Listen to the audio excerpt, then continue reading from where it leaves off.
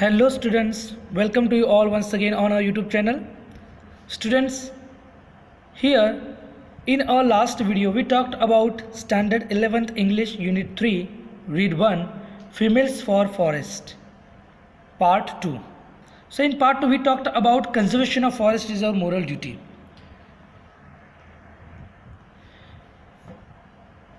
કે જંગલોને બચાવવા એ આપણી એક નૈતિક ફરજ બની જાય છે.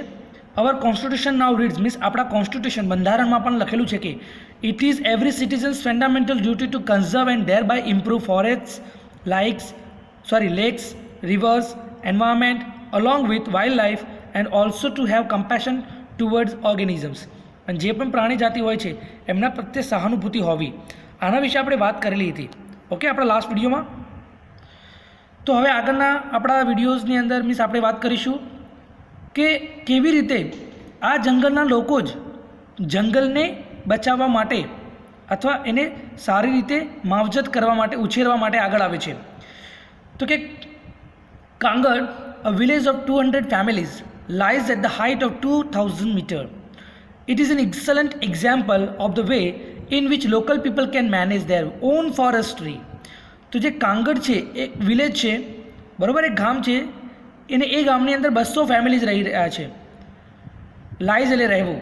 Kangad, a village of 200 families lies at the height of 2000 metre, કે જે દરિયાના લેવલથી 2000 મીટર ઊંચી છે, એટલે આપણે 2 કિલોમીટર ઊંચા કહી શકીએ છીએ પર્વતીય વિસ્તારોમાં. It is an excellent example of the way in which local people can manage their own forestry. અને એ જે લોકલ પીપલ છે, લોકલ એટલે કે ત્યાંના રહેવાસી, એ સામાન્ય જે લોકો છે એ કેવી રીતે મેનેજ કરે છે, કેવી રીતે મીન્સ બચાવે છે પોતાના જંગલોને, એનું એક બેસ્ટ એક્ઝામ્પલ અહીંયા પ્રેઝન્ટ કરવામાં આવેલું છે. તો અહીંયા એક સરસ મજાની વાત કરેલી છે કે જ્યારે by 1977 the forest of Kangad had already become degraded, કે જે જંગલો છે કાંગડના એ ધીરે ધીરે હવે શું થઈ રહ્યા હતા, ઓછા થઈ રહ્યા હતા. ઇન ધેટ યર, એ જ વર્ષે, however the forest department decided to fail it, એટલે કે જે જંગલ ડિપાર્ટમેન્ટ હતો એને શું નક્કી કર્યું કે ચલો આપણે આ બધા વૃક્ષોને હવે કાપી દઈએ. તો જ્યારે 1977ની અંદર કાંગડ વિલેજની અંદર આવેલા જે જંગલો છે આજુબાજુના એરિયાના, એ જંગલોનું પ્રમાણ ધીરે ધીરે ઓછું થઈ રહ્યું હતું, વૃક્ષો કપાઈ રહ્યા હતા, વૃક્ષ છેદન થઈ રહ્યું હતું, અને જેના કારણે જંગલ ડિપાર્ટમેન્ટે પણ એવું વિચાર્યું કે આ બધા વૃક્ષોને આપણે હવે કાપી દઈએ. ડિસાઇડેડ એટલે કે નિર્ણય લેવો, નક્કી કરવું. But the village women who had to walk long distances for fuel, fodder and water were determined to save the last patch of trees. તો જે ગામની જે સ્ત્રીઓ હતી, who had to walk long distance, કે જેમને દૂરના અંતર સુધી જવું પડતું હતું ફ્યુલ માટે, ફોડર માટે, પાણી માટે, ઈંધણ માટે, ઘાસચારા માટે અથવા પાણી માટે, એ લોકોએ વેર ડિટરમાઇન્ડ, એ લોકો દ્વારા નક્કી કરવામાં આવ્યું to save the last patch of tree. To save the last patch of tree એટલે લાસ્ટ પેચ ઓફ ટ્રીનો મતલબ અહીંયા કહેલો છે કે જમીનનો નાનકડો ભાગ પણ જે વૃક્ષથી ઘેરાયેલો છે એને બચાવવાનો એ લોકોએ પ્રયત્ન કર્યો. The main of Kangad though were offered work by the forest department to fell the trees. હવે જુઓ, આ ફોરેસ્ટ ડિપાર્ટમેન્ટે શું કર્યું, એ જ ગામના જે પુરુષો છે, મેન એટલે કે પુરુષો, કાંગડ એટલે કે કાંગડ ગામના પુરુષોને જ વેર ઓફર્ડ વર્ક, એમને આ કામ આપવામાં આવ્યું. કયું કામ? કે જંગલોને કાપવાનું. તો કે the main of Kangad though were offered work by the forest department to fell the trees. As a result શું થયું, પરિણામ શું આવ્યું એનું? There was a conflict between the village men and women. તો હવે ગામના જ સ્ત્રીઓ અને પુરુષો વચ્ચે ઝઘડાઓ થવા લાગ્યા, કારણ કે એક બાજુ ફોરેસ્ટ ડિપાર્ટમેન્ટે શું કર્યું, ગામના લોકોને જંગલ કાપવા એટલે કે પુરુષોને જંગલ કાપવા માટેનું કામ આપી દીધું, જ્યારે સ્ત્રીઓને આ જંગલમાંથી મળતી ઘણી બધી બાબતોની પછી સ્કેરસિટી એટલે કે ઉણપ સર્જાતી હતી. પાણી ના મળી રહે, ઘાસચારો ના મળી રહે, ઈંધણ માટેના જે બળતણ હોય છે બળતણ ના મળી રહે, તો આ બધું લેવા જવું કે એ લોકોએ. એટલા માટે આ બંને વચ્ચે સંઘર્ષ થવા લાગ્યો, સ્ત્રીઓ અને પુરુષો વચ્ચે, જે કાંગડ ગામના હતા એમના. After 4 months of resistance, the women succeeded in saving their forest. The women's organization, the Mahila Mangal Dal, then decided to revive the degraded forests. On the basis of the number of cattle owned by each family, contributions were raised to employ a forest guard who was paid rupees 300 per month. For 3 years, the arrangement worked well, but problems then arose. The forest guard became negligent and protection was lost. Protection was loose. Once the women discovered this, they abolished the post and decided to guard the forest themselves. After 4 months of resistance, રેઝિસ્ટન્સનો મતલબ થાય છે કે વિરોધ, opposition. After 4 months of resistance એટલે કે 4 મહિનાના વિરોધ બાદ ધ વુમેન સક્સીડેડ, જે સ્ત્રીઓ હતી ને વુમેન, એ સક્સીડ એટલે સફળ રહી ઇન સેવિંગ ધેર ફોરેસ્ટ, પોતાના જંગલોને બચાવવા માટે તેઓ સફળ રહ્યા.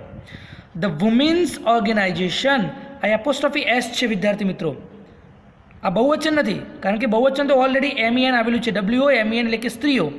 અહીંયા ધ વુમેન્સ ઓર્ગેનાઇઝેશન કે સ્ત્રીઓનું જે મંડળ હતું, જે ગ્રુપ હતું, જે સંસ્થા હતી, જેને નામ મળેલું ધ મહિલા મંગલ દળ. અને આ મહિલા મંગલ દળે ધેન ડિસાઇડેડ, પછી નક્કી કર્યું, to revive the degraded forest, આ જે જંગલોનો નાશ થઈ ગયો હતો, ડિગ્રેડેડ એટલે કે પતન થઈ જવું, ઓછા થઈ જવું, એને રિવાઇવ કરવાનું, પુનઃ જીવિત કરવાનું. સમજો છો ને તમે? તો then decided to revive the degraded forest, અને આ જે કપાયેલા, તૂટેલા, પડેલા જે જંગલો હતા, એ જંગલોને ફરીથી પુનઃજીવિત કરવાનું આ જે મહિલા મંગલ દળ છે, જે કહેવાય છે આપણી વુમેન્સ ઓર્ગેનાઇઝેશન, એને નક્કી કર્યું.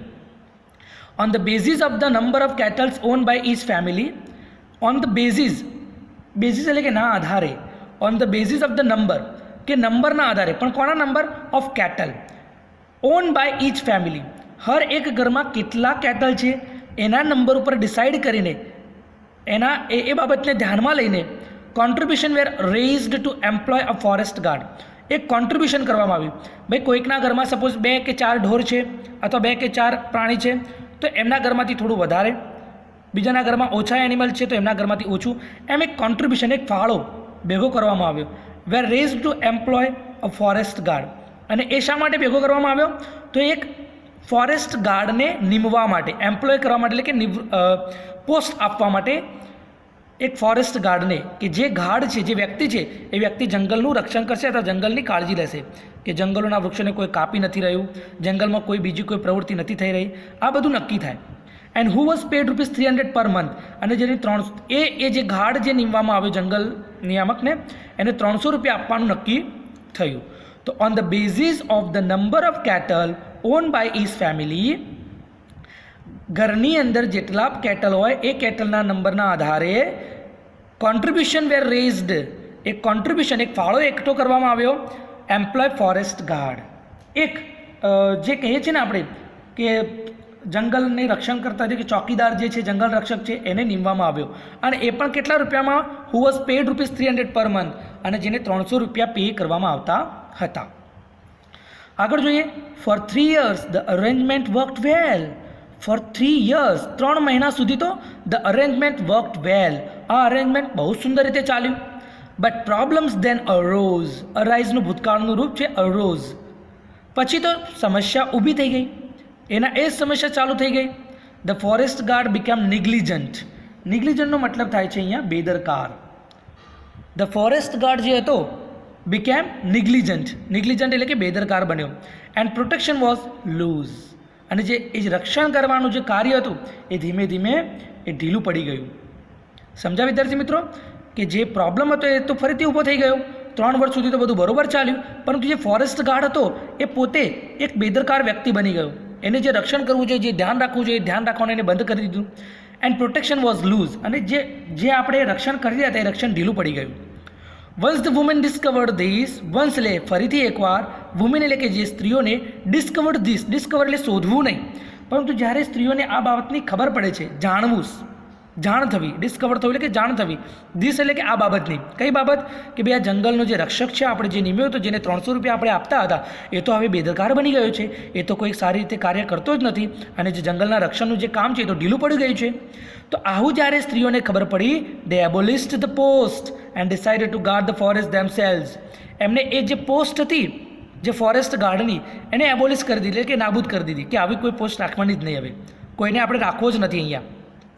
And decided to guard the forest themselves, અને એ જ જંગલોને પોતે જ એક રક્ષક કરતા બનીને પોતાની જાતે એ જંગલોને ઉછેરવાનું અને એ જંગલોનું રક્ષણ કરવાનું નક્કી કર્યું.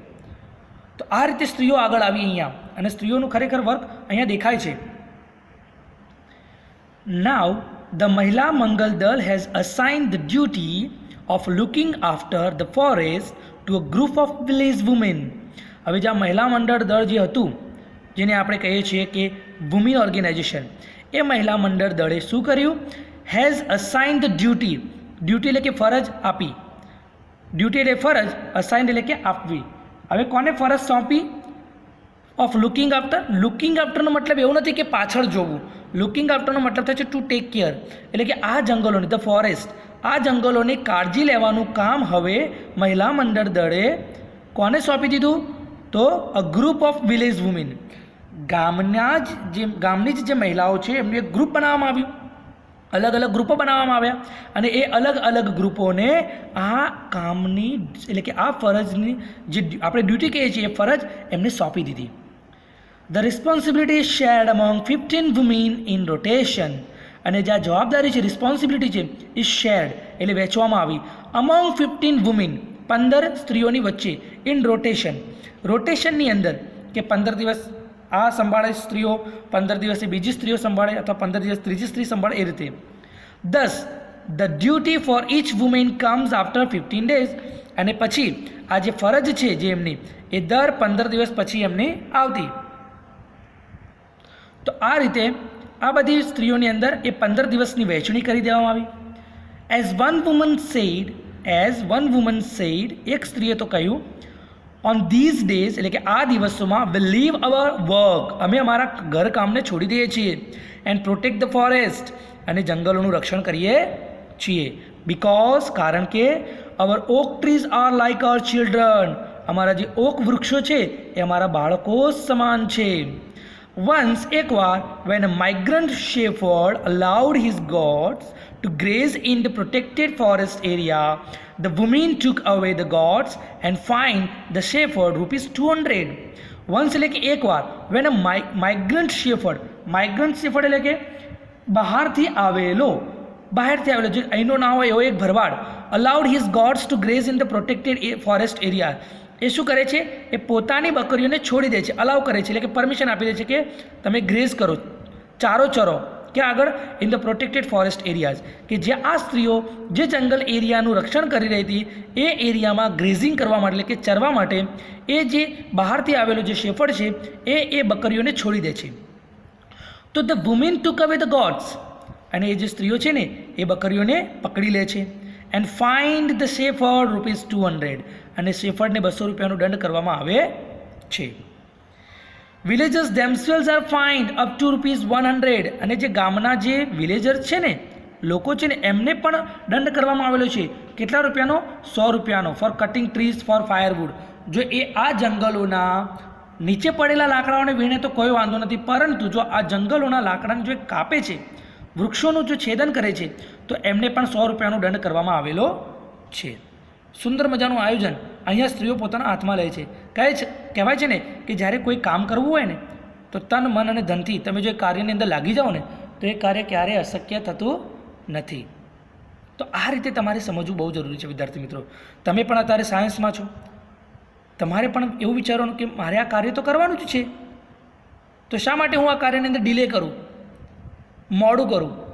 મારે બધી જ પ્રિપેરેશન કરવાનું છે, મારી બધી જ તૈયારી કરવાની છે, મારી બધી જ વસ્તુ શીખવાની છે. And like that you please enter your self first. તમારી જાતને એની અંદર ઇન્વોલ્વ કરો. આ કાર્યની અંદર પહેલાં એને પોતાની ફરજ સમજી લો. જ્યારે તમે કોઈ પણ કાર્યને પોતાની ફરજ સમજશો ને ત્યારે તમને એ કાર્ય આસાન લાગશે. ચલો હવે આપણે આગળના પેરેગ્રાફને જોઈએ.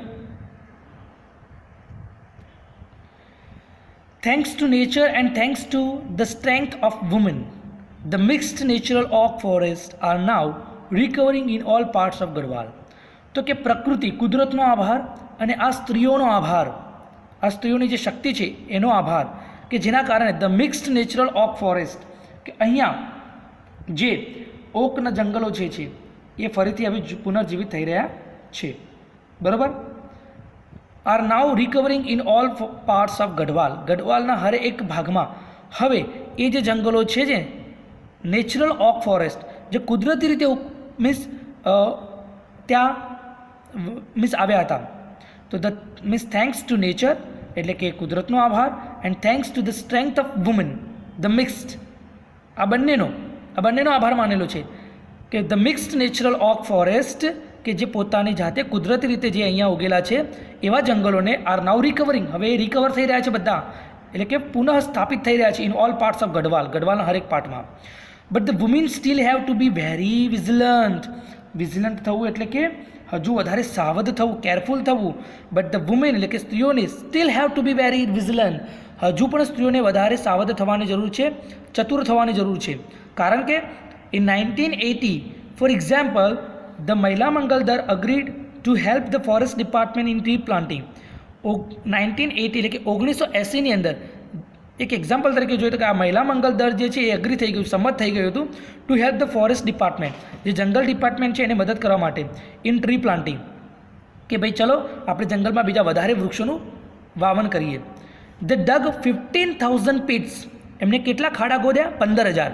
But then they found that, પછી તેમને સમજણ પડી કે the department was only interested in planting poplars. આ પોપ્લર્સ એક વિદેશી વ્યવસાયિક વૃક્ષ છે. તો કે આ જે ફોરેસ્ટ ડિપાર્ટમેન્ટ છે એ તો શાના માટે ઇન્ટરેસ્ટેડ છે કે પ્લાન્ટિંગ પોપ્લર્સ, જે પોપ્લર્સ પ્લાન્ટ છે, પોપ્લર્સ નામના જે ટ્રી છે જે વ્યવસાયિક ટ્રી માનવામાં આવે છે ફોરેનમાં, એ વ્યવસાયિક ટ્રીને ઉગાડવામાં રસ છે.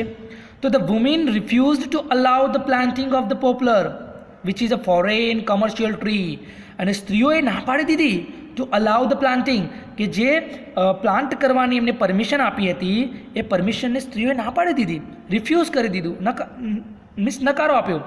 Which is a foreign commercial trees, કારણ કે પોપ્લર જે છે એ ફોરેનનું વિદેશી એક વ્યવસાયિક વૃક્ષ છે. ઇન્સ્ટેડ તેને બદલે they forced the forest department to plant different kinds of indigenous fodder trees that would benefit them directly.